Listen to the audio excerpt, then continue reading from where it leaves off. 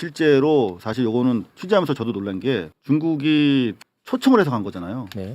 근데 그 초청 시점이 2주 전이라는 거예요. 일본을 가는 걸 이미 알고 있었어 중국이. 근데 일본에 가기 전에 한국을 초청한 겁니다.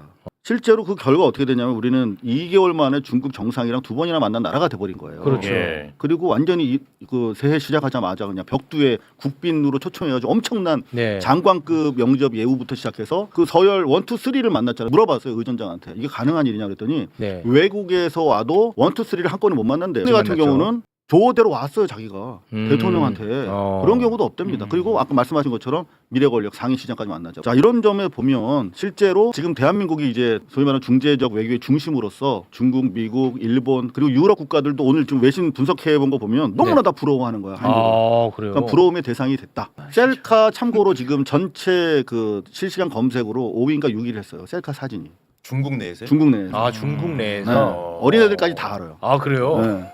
외교는 정말 네. 솔직히 외교는 손색 없어. 천재. 네. 그러니까 흠 잡을 데 없어. 심지어 대만 방송 보셨어요? 사실 얼마나 관심을 가지고 봤겠어요. 대만에서 이재명 외교 천재 이런 얘기가 나옵니다. 대만에서. 대만에서? 네. 기자간담회를. 예, 열었는데. 맞아요. 정말 그 한국 외교 사상 유례가 없는. 처음 있는 일이에요. 처음이죠. 생중계를 해버리잖아. 그리고 거기 나온 내용이 장난이 아니에요. 어디까지 이거를 투명하게 하느냐라고 하는 부분에 있어서 우리가 그래도 안보 외교 쪽은 좀 말씀을 보안 문제도 있고 하니까 좀 절짜실 거다 그랬는데 국민들한테 다 보고해 버렸습니다. 그러니까 제 테이블에 청와대 핵심 인사들이 같이 앉아 있었거든요. 예. 진땀을 흘리는. 근데 결과적으로는 완전히 국민들한테 제대로 보고를 그렇지. 하는데 성공하신 거예요. 대통령께서도 무척 고생하셨지만 이번만큼은 특히 우리 영부인의 활약이 좀 두드러졌던 것 같습니다. 두 분께서 중국으로 향발하시면서 타짐도 하고 팀워크를 하면서 나눴던 이야기 부탁드리겠습니다. 그런 거 없습니다. 지금 저기 K뷰티 행사가 있다고 하더라고요. 그래서 화장품 판매에 도움이 되는 홍보 요원 행사를 하고 있을 겁니다 아마. 없었어요 그런 거. 이거 김건희 기저 효과입니다. 하시고 계신데 그냥 별거 아니라고 축소하신 거라고 생각. 왜냐면 김건희가 하도 그런 거에 대한 반사적 기저 효과가 있어서 아니 근데 피해를 봤어요. 매불쇼와 김혜경 여사를 다룬 적이 한 번도 없어요. 맞아요. 저 또한 김건희 트라우마가 있어서. 그러니까 이번에 특히 영부인의 역할이 너무 컸어요. 청와대에서 방점을 두는 거는 중국 국민들의 마음을 우리가 되찾았다는 거. 한중가요제. 한중가요제 2006년에 그거 몰랐잖아요 우리가. 네. 그러면서 그거 다시 재개해야 되는 거 아니냐 말이야. 그렇습니다. 근데 바로 오케이 해버렸어요. 한중. 이거를 그럼 내일부터 허락할게. 그러면 모양이 빠지잖아요. 이상하죠. 없었다고 예. 그랬는데. 네. 근데 일단 시작하면 되는 거거든요. 그렇습니다. 그런 시발 포인트를 화나셨어요? 시발점 지작점을 딱 네. 찍었다는 거예요. 그렇습니다. 실제로 어제 그 KB 매불쇼 같은 건 아무것도 아니야. 제가 중요한 시발점이 거기도 있어. 그 유커들 있잖아요. 예. 그 중국 유튜버들. 예. 구독자가 1억이야. 녹제 1억이야? 네. 그리고 뭐 동접이 한 4천 뭐 이렇게 되잖아요. 4천만, 3천만 이렇게까지 되잖아. 동접이 3천만이라고요? 그거 확 할 때는 그래요? 그거 몰라요? 최욱 씨도 겸손해지네요. 그렇게 큰 유튜버들이 계속 그걸 중계를 했어요. 근데 거기에서 다 다니면서 여사가 인터뷰를 해준 거야. 서해 문제 가지고도 이렇게 뭐 이상하게 또 왜곡해서 뭐 서해를 뭐 상납을 했느니 이런 이상한 또 주장하는 사람이 있는 것 같은데 이 서해 구조물 문제는 사실은 각자의 고유 수역이 있고 그 중간쯤에 공동 관리 수역이 있어요. 근데 그 공동 수역 중에서 중국 쪽 경계에 붙여서 살짝 넘어온 거예요. 그 중국은 우리한테 그러는 거예요. 거기 양식하는 거다. 하여튼 우리로서는 왜 일방적으로 하냐라고 이제 문제를 삼는 거죠. 양식장 시설이 2개 있다 그러고 그거를 뭐 관리하는 뭐 시설이 또 있다고 그래요. 근데 관리하는 시설은 철수할게 이래가지고 아마 옮기게 될 것 같아요. 일단 그건 옮기자. 그런데 우리 입장에서는 그냥 편하게 중간을 정확하게 그냥 그어버리자. 그 당신들 마음대로 써라. 그 안에서 그렇게 하기로 했어요. 이제 어떻게 할지 실무 협의를 하기로 했습니다. 그래서 문제의 원인을 제거하자. 전문가들도 이거 해결 안 된다. 안 된다고 다 그랬어요. 다 그랬습니다. 그렇지. 워낙 민감해서 관리만 해야 되고 주시만 해야 되고 그것이 인공섬이나 것도 발전되지 않게 계속 해야 그 이상을 할 수가 없다고 얘기했는데 네. 그냥 명확하게 딱 해결하고 와버렸어요. 대통령의 장점이 그런 것 같아요. 다 얘기하고 다 들어주고 우리 얘기 다 하면서도 감정 안 상하고 네. 저쪽도 만족스럽게. 그게 이제 대표적인 게 서해 구조물건인데 예. 그걸 그냥 다 얘기해서 그러니까 논리가 정확해요. 뭐냐면 당연히 이렇게 해서 우리가 혐한 뭐 혐중 우리가 지금 없애야 우리가 잘 될 거 아닙니까? 그렇죠. 근데 근거가 없는 혐중이 그 진짜 너무 많은데 예. 이런 게 유사한 근거로서 이용될 수 있다. 그치. 양국 관계 발전에 도움이 안 된다라고 그렇지. 솔직히 얘기하면 네. 어려워요. 근데 그걸 다 얘기하고 그 웃으면서 얘기해. 그렇죠. 실제 그러면 그렇게들 생각하시나 보죠. 그럼 우리 일단 관리 그 시설 뺄게요. 그리고 그 획정합시다. 이제 사실은 이게 획정이 안 돼 있잖아요. 그렇습니다. 서해 NLL처럼. 예. 그래서 요거를 그럼 어떻게 획정할까? 두고 이제 중국 쪽에서는 지그재그 이런 식으로 가고 싶어해. 자기네 유리한 쪽으로.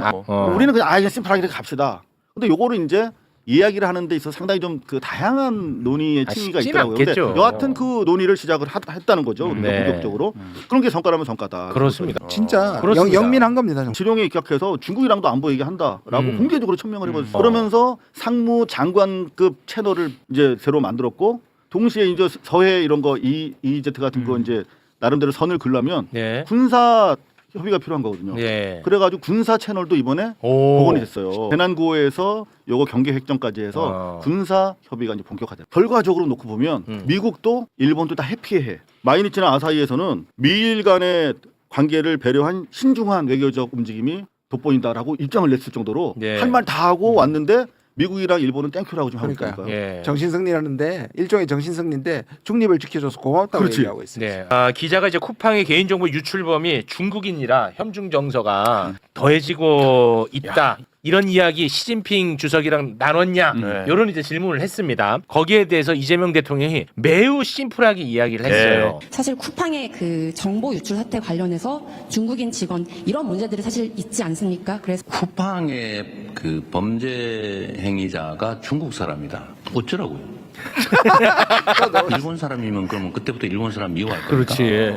그러면 쿠팡에 그 미국 사람이 있으면 이제 무지하게 미워해야 되는데 그건 왜 안 하는 거예요? 그렇지. 그 아무런 그야말로 그것도 근거 없는 얘기죠. 근거 없고 필요 없는 불필요한 이런 문제는 정말 우리 언론 여러분께서도 정리들을 가끔씩 한 번씩 해주세요. 중간적 입장에서 언론이 입장이 중요하잖아요.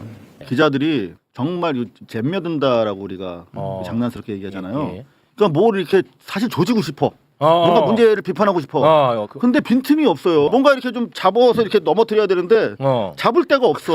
되게 그거 진짜 저쪽 저 재래식 일부 매체 입장에서 보면 되게 좀 난감할 거예요. 기자들이 별로 조질 게 없으니까 어떤 현상이 벌어지냐면 청와대에서 나오는 기사 수가 작아졌어. 그게 이제 지금 청와대가 약간 문제로 인식하고 있는 거야. 그러니까 어떤 식으로 그래요? 기사가 좀 많이 나와야 국민들 간 소통이 되는데 얘네가 조질 게 없으니까 들 써. 이제 마지막 행보가 당의 독립 임시정부 청사 갔잖아. 숨겨진 행보가 또 있었어. 한국 사람이면 감동하게 돼 있는데 공항 가는 길에 별도 동선이야. 홍콩 공원 있잖아요. 저 돌 안쪽에 뭐라고 새겨 있는지 아십니까? 당해 주둔 일본군 총사령관이 폭사했다는 얘기가 있어요. 저거 중국 전체 인민이 못한 일을 임시정부의 우리 윤봉길 의사가 하셨고 그때부터 이제 임시정부가 형사도 이제 월세도 이제 구할 수 있고 인정을 받게 된 거예요. 그러니까 비공식이니까 일본을 적극적으로 자극하진 않지만 적어도 중국민들한테는 우리가 같은 투쟁의 역사를 가진 동제적인 그런 나라구나라면서 어마어마한 지금 반향을 일으키고 있다고 합니다. 아주 현대화된 이런 상해 한복판에 개발이 중지된 상태로 유적지가 이렇게 보존이 되고 있는데요. 이 전체의 임시정부가 있었던 것이 아니라 바로 요 입구에 들어가면 옥상까지 3층 건물, 지금 보면 협소합니다만 바로 이곳에서 독립의 염원을 키우면서 우리 지사들께서 투쟁하시던 그런 바로 소중한 공간입니다. 취재 비용이 엠바고예요. 그래서 정확하게 말씀 못 드렸는데 지난번 미국 같은 경우는 중형차 한 대 값. 이번에 3박 4일이죠. 중국. 소형차 한 대 값입니다. 그래서 순방 다녀오면 살이 쪄요. 왜냐면 아침, 점심, 저녁을 다 먹어야 돼요. 내 돈이니까. 호텔을 먹어야 돼요. 그거라도 본전을 뽑아야 되니까. 2kg가 쪄서 왔습니다. 일단 신청을 합니다. 가까운 단거리는 조금 이제 만만하니까 신청을 많이 해요. 그래서 이번 중국 같은 경우 2대1의 경쟁률을 경쟁이 있어요? 추첨합니다. 왜냐하면 공군 1호기 자리가 기자들이 앉을 수 있는 게 한 60석 정도밖에 안 돼요. 그래요? 조만간 일본 또 잡혀 있어요. 다음 주잖아요. 그것도 신청했습니다. 경주 다녀왔습니다. 경주에서는 거의 안 먹었어요. 내 돈이 아니니까. 그건 이제 치료비가 없으니까.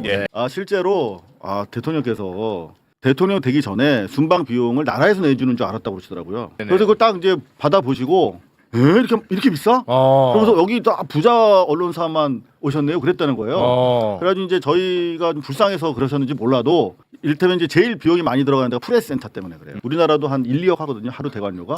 근데 그거를 빌리면은 그거를 여태까지는 정부 50, 기자단 50에서 냈었어요. 그러니까 양자가 서로 필요하니까. 네. 근데 올해부터는 지난해 말부터는 정부가 70, 기자단이 30. 하나도 중요하지 않은 정부. 네, 소소한 이야기.